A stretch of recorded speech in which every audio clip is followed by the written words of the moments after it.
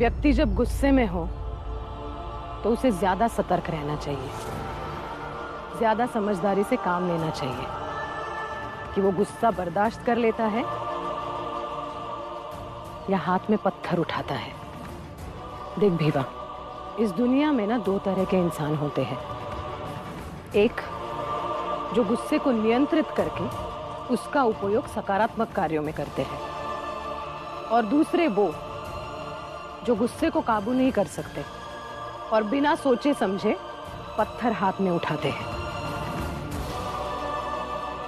तुझे क्या करना है? किस तरह का इंसान बनना है तुझे? अभी तय करना होगा, क्योंकि ऐसे मौकों पर, ऐसे कसौटी के क्षणों में ही ये तय करना पड़ता है, और तुझे भी अभी तय करना होगा।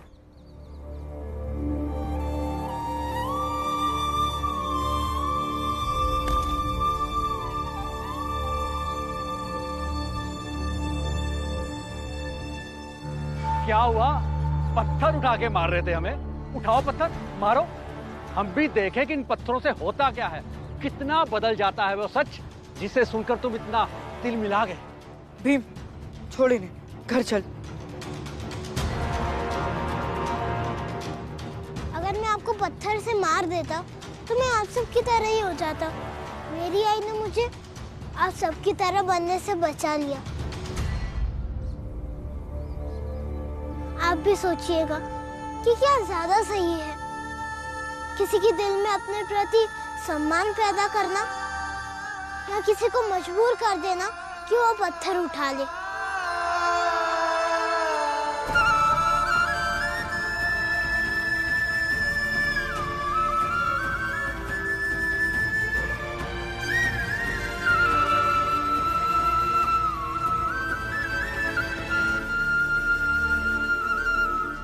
भीम, अरे भीम कहाँ जा रहा है? भीम! अरे वो तो गया दुम दबा के, अब तुम भी जाओ। भीम दुम दबाकर भागने वालों में से नहीं है, और वो इतना आसान भी नहीं है कि आप लोग उसे समझ जाए। बस उसने जो समझाया है उसके बारे में सोचिएगा, जरूर सोचिएगा। हट, चलो। भीम! भीम! भीम! भीम! आई,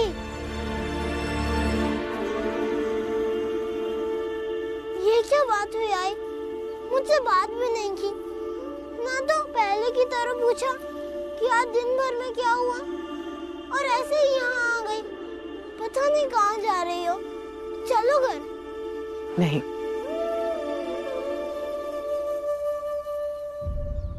मुझे अपने घर जाना है। तू घर जा। अपने घर मतलब? आपका कोई और भी घर है? कहाँ है? कहीं। जाओ जाओ, तुम घर जाओ। नहीं आई, आप मेरे साथ चलिए, नहीं तो मैं आपके साथ चलूंगा। नहीं भीवा, भीवा, तुझे उस घर में जाना होगा जहाँ पे हमारा पूरा परिवार है, जहाँ पे तुम रहते हो।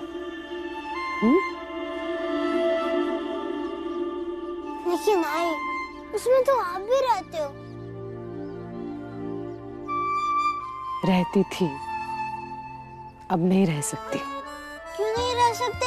अब जरूर रह सकते हो। चलिए। भीवा, जिद मत करो,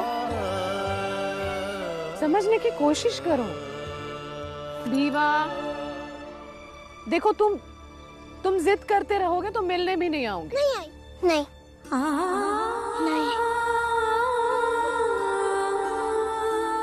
तो जाने दो मुझे अपने घर।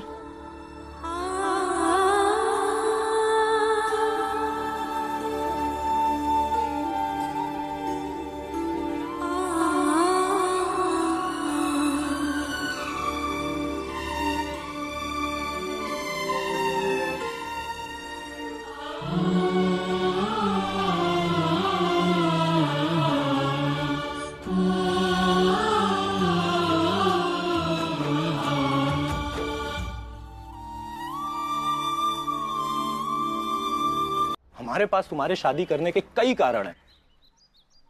क्या तुम्हारे पास कोई कारण है? चल।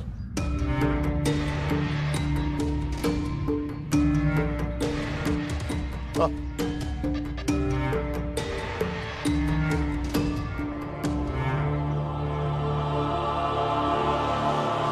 देख,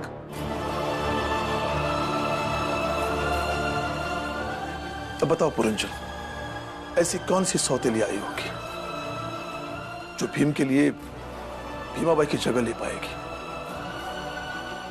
अब ये कारण पर्याप्त नहीं है कि तुम और मीरा इस विषय पर दोबारा बात नहीं करोगे?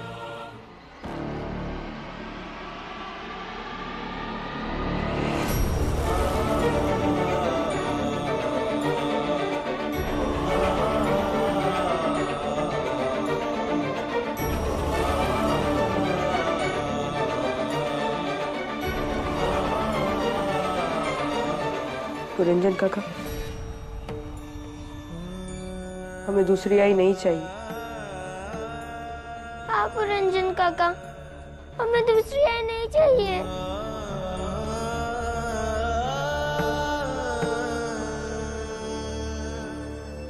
बुआ, किसी को भी दूसरी आई नहीं चाहिए।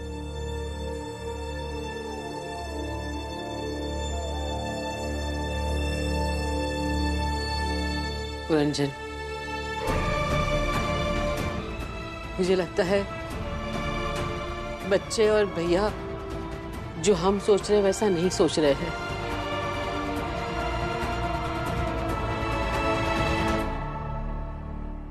लेकिन बाबा गलत सोच रहे हैं बुआ।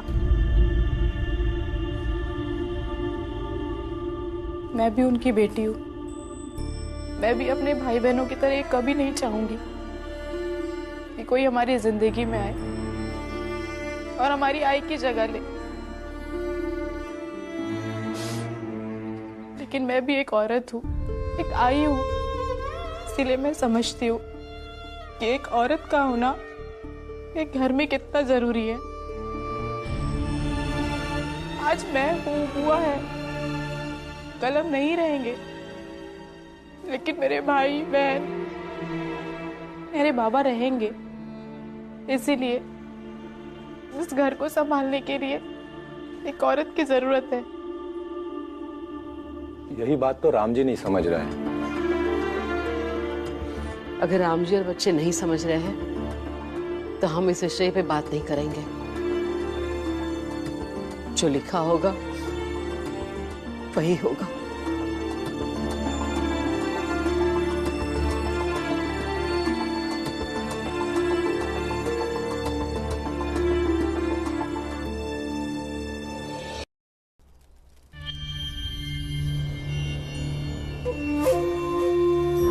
महाराज, मंगेश के हाथ में भी जादू है। ये भी बहुत अच्छी चाय बनाता है, लेकिन काम बहुत ही घटिया करता है। ये चाय का स्वाद तब तक फीका ही रहेगा जब तक सफलता का स्वाद मिला ना हो इसमें। और सच तो यह है कि तुम सब मिलकर कुछ भी नहीं कर पाए उस भीमराव का। यकीनन हमारी हार है। सही कहा महाराज आपने। भीमराव ही क्या, उसका पूरा परिवार अपने हिसाब से जी रहा है और हम इंतजार कर रहे हैं कि कब कुछ करें। हम यहाँ बैठे बैठे भीमाबाई को भूत बनाने का जुगत कर रहे हैं और उधर वो छोटी जाति वाला पुरंजन राम जी की दूसरी शादी कराने पर तुला। अब ऐसे में महाराज, भीमाबाई की मौत के बाद जो दुख भीमराव को हुआ था, वो सौतेली आई के आने के बाद वो दुख तकलीफ श्रेय में विस्थापित हो जाएगी तो।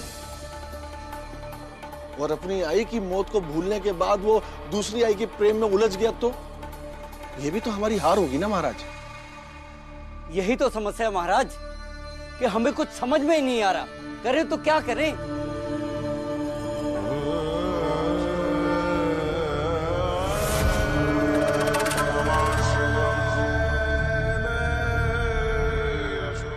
राम जी को दूसरी शादी करनी होगी। और लड़की वही होगी जिसे हम तय करेंगे। एक बार वो उनके घर पहुंच गई तो हमारा सारा मकसद पूरा करेगी वो।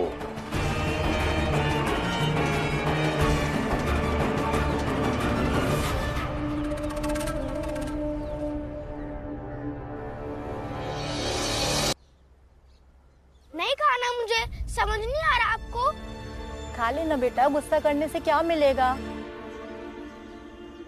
खाने देंगे अब तब ना खाऊंगा। जब देखो तब रोकती रहती है, ये मत करो वो मत करो। अरे मेरा जैसा मन होगा मैं वैसा रहूंगा। ऐसे क्यों बात कर रहे हो अपनी आई से? अब तुम मुझे मत सिखाओ कि कैसे बात करते हैं। जाओ अपना काम करो।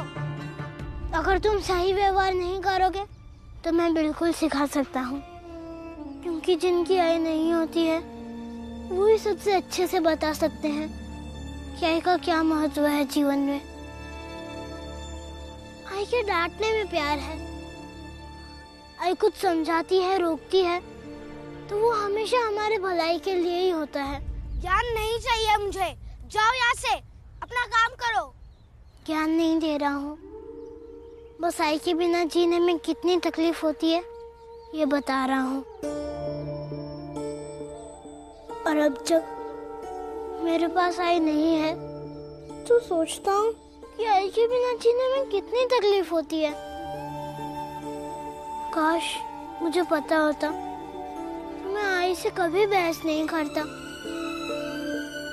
उनसे कभी नहीं लड़ता और कभी उन्हें दुखी नहीं होने देता।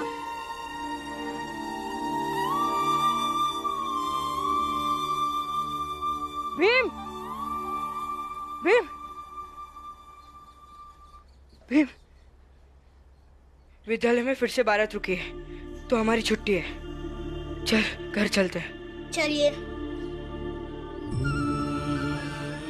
और अगर गुस्सा है तो सोचना कि आई नहीं रहेगी तो तुम कैसे रहोगे, तो गुस्सा चला जाएगा।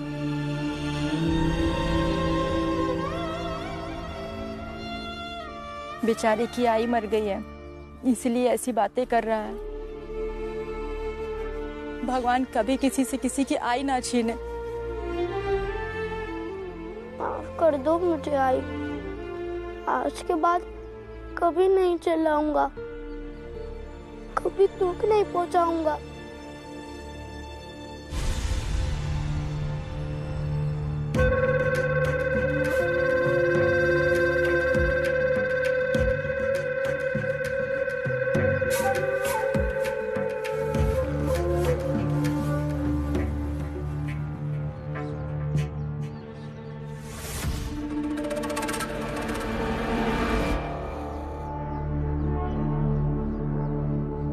राम जी यहीं काम करता है, यहीं से तुम अपना काम शुरू करो।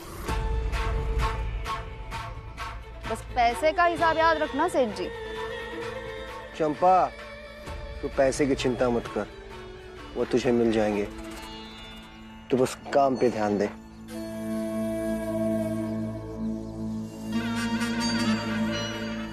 अब देखो चंपा का कमाल।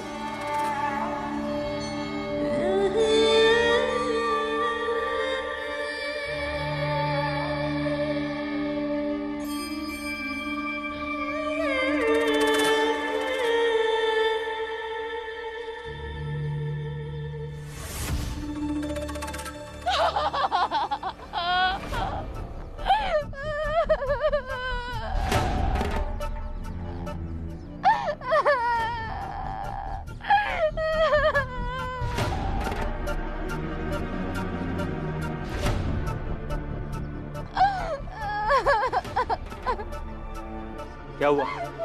रो क्यों रही हो तुम? मुझे कुछ काम दे दो, मेरा इस दुनिया में कोई नहीं है। कोई नहीं मतलब? मेरे माँ बाप बचपन में ही मर गए। काका काकी के पास रहती थी, उन्होंने मुझे बेचना चाहा तो वहां से भी भाग गई। खाने रहने के लिए कुछ नहीं है, इधर उधर भटक रही हूँ, काम मांग रही हूँ, 2 वक्त की रोटी के लिए भटक रही हूँ। लेकिन यहाँ पे तो कुछ काम नहीं है, क्या काम कर सकती हो तुम? कुछ भी, झाड़ू पोछा कुछ भी, वरना मैं कहाँ भटकूंगी।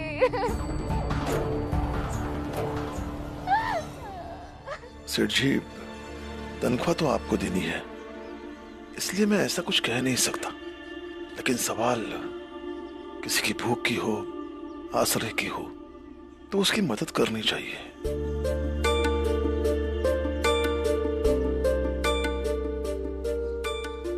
ठीक है राम जी, आज से तुम्हारा काम ये महिला करेगी।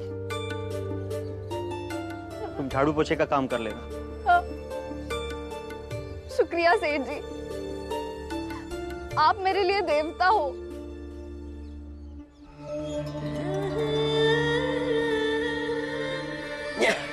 ये बात सेठ जी, आधा काम तो हो गया और आधा काम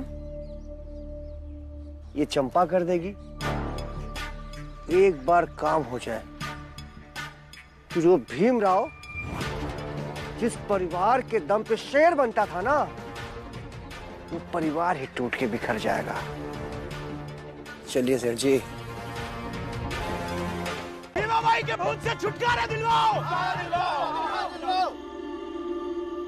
मेरी आई कोई भूत नहीं है। भीमराव, हम सब लोगों ने अपनी आंखों से देखा है और डर की वजह से देखो गिर गया, चोट लग गई इतनी, और ये इधर भी। अरे देखो इन्हें, कितनी चोट लगी इनको, और तुम कह रहे हो कि तुम्हारी आई भूत नहीं है। मेरी आई कोई भूत नहीं है, इसलिए आप सब बेमतलब की बातें मत कीजिए और जाइए यहाँ से। कोई कहीं नहीं जाएगा। तुम सब चलकर भीमा बाई की आत्मा की शांति के लिए पूजा करवाओ, जैसा महाराज कह रहे हैं। नहीं, हम ऐसा कुछ नहीं करेंगे। मेरी आई मरकर भी आई ही है, इसलिए हम कोई पूजा नहीं करेंगे। हम तुम सबसे ये पूजा करवा कर ही रहेंगे, क्यों भाइयों? अच्छा ठीक है, तो उठाइए लाठी, कीजिए मारपीट, जोर जबरदस्ती। नहीं नहीं, हिंसा नहीं। अरे किसी की आत्मा की शांति का सवाल है, तो हम सब भी शांति से ही काम लेंगे। हम सब भी कहीं नहीं जाएंगे, यहीं बैठेंगे, धरना देंगे और तुम सबसे आग्रह करेंगे। बैठो भाइयों, बैठ जाओ। देखते हैं कैसे नहीं करवाते पूजा।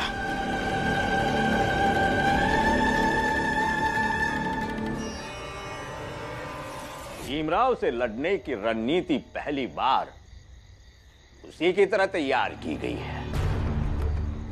बहुत धरना देकर, जिद बांधकर छोटी छोटी लड़ाइयां जीता है वो। अब जीत के दिखाए।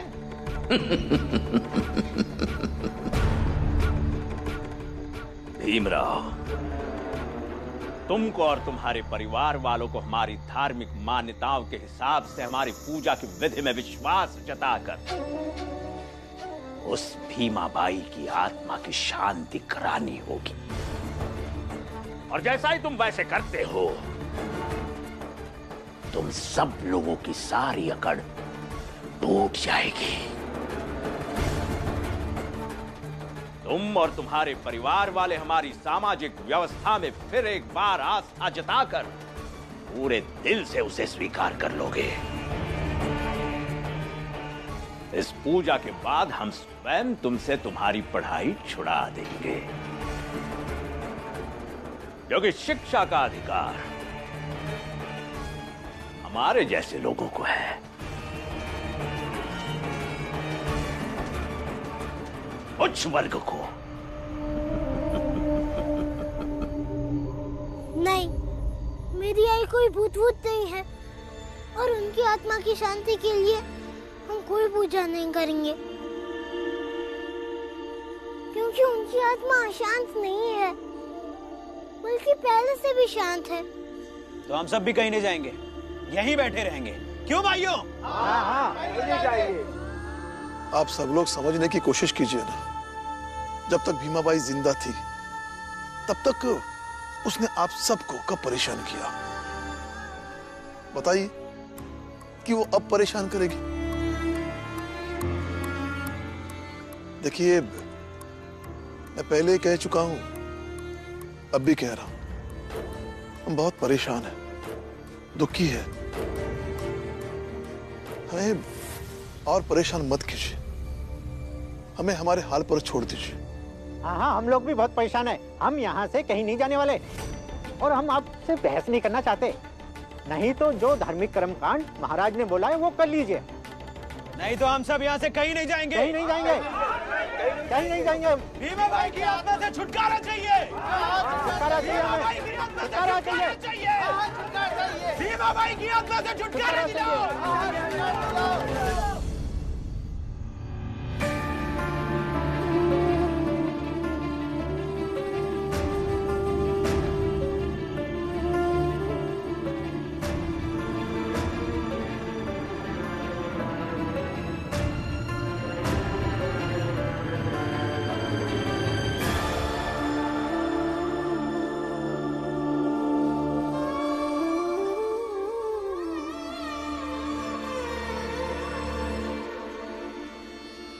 ये नहीं करना चाहिए, किसी को नहीं करना चाहिए।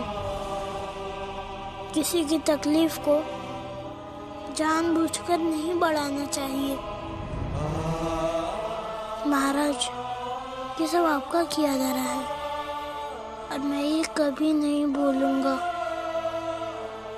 कि आपने मेरी आई के जाने पर, धर्म के नाम पर आपने इतना बड़ा तमाशा खड़ा कर दिया।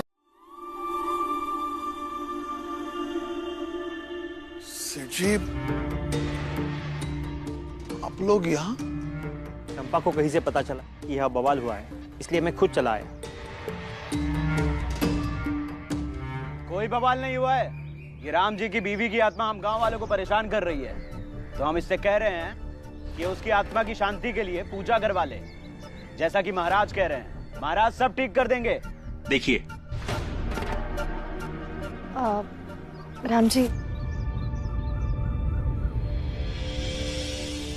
काका, क्या आपने मेरी आई का भूत अपने आंखों से देखा? हाँ। क्या आपने उनका चेहरा सामने से देखा कि वो मेरी ही आई थी?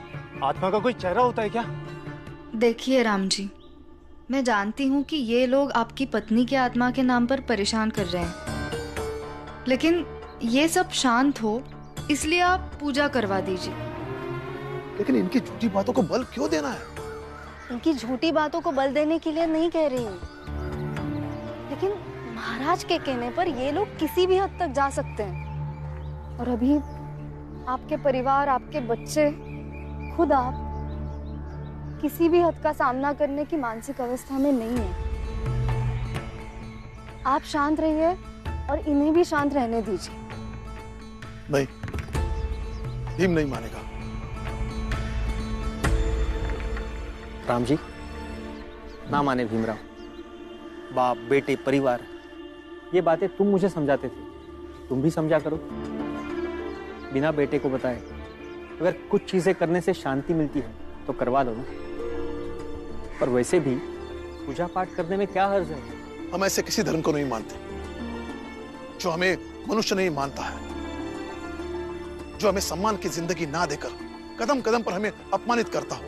ये धर्म का दोष नहीं है, ये लोगों का दोष है। दोष लोगों का नहीं है, इन लोगों ने धर्म पर कब्जा किया है और वो अपना कब्जा बरकरार रखने के लिए हमें नीचा दिखाते हैं। इसलिए हम ऐसे किसी धर्म को नहीं मानते, नहीं मानेंगे। धर्म के बिना इंसान जानवर हो जाता है। लेकिन ये लोग धर्म के नाम पर हमें जानवर से भी बदतर समझते हैं, उसका क्या? देखो राम जी,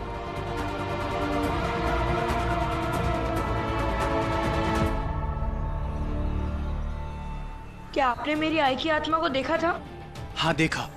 मध्य रात्रि में तालाब के पास भीमाबाई की आत्मा को देखा और हम लोग बहुत डर गए थे। जाओ भाई, जाओ जाओ, अपना काम करो। कैसे थी वो?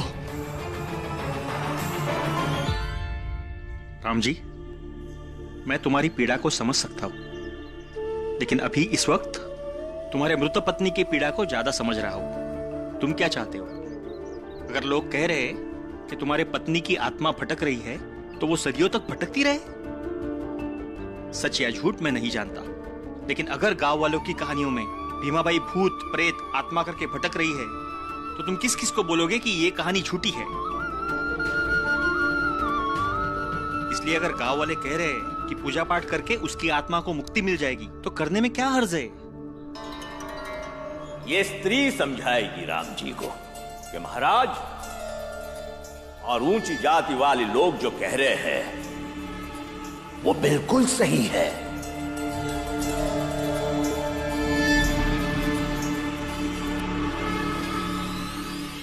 सोचिए राम जी, सोचिए।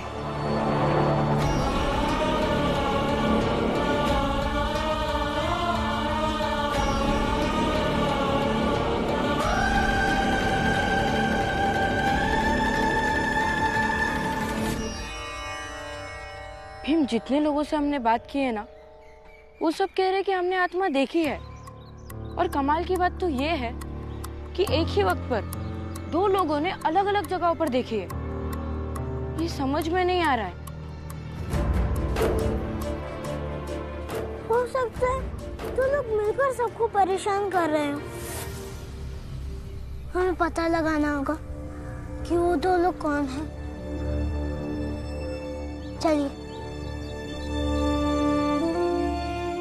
देखिए, जो भी करे हैं हम दे देंगे। ये जो आखिर के कुछ पल मेरे हाथ में बचे हैं वो कैसे बिताऊंगी? और फिर बच्चों को तो आप ही को संभालना है। सेठ जी कह रहे भीम की जानकारी के बिना मैं उनके हिसाब से भीमाबाई की आत्मा की शांति के लिए पूजा पाठ कर देता हूं, ताकि सब लोग शांत हो जाए।